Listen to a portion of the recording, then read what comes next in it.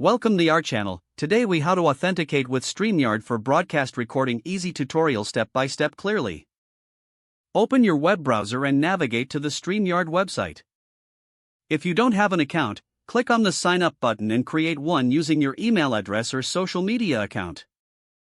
Once registered, return to the StreamYard login page.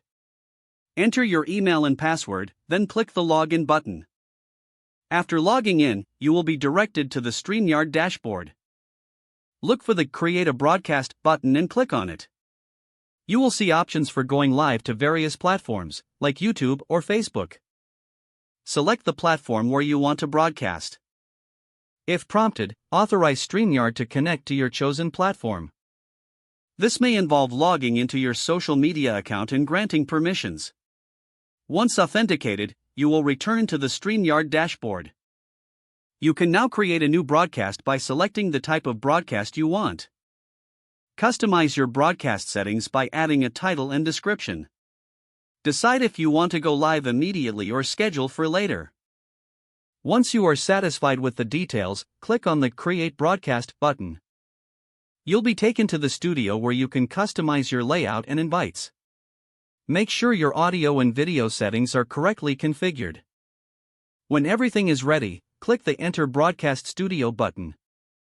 After entering the studio, you can add guests by sharing the invite link.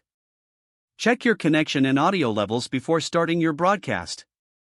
When you are set to go live, click on the Go Live button. Congratulations, you're now broadcasting with StreamYard. If the page does not load, refresh the browser or try again in a private or incognito window. Make sure you are using the correct email address, then retype it carefully to avoid small typos.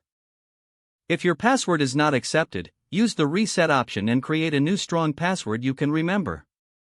Check your spam folder for verification or security emails, then complete any requested confirmation steps. Enable two-factor authentication if available to improve account security and reduce unauthorized access risk. After signing in, review your profile details so your contact information and settings are accurate and current. Don't forget to like this video and subscribe to our channel for more step-by-step tech guides.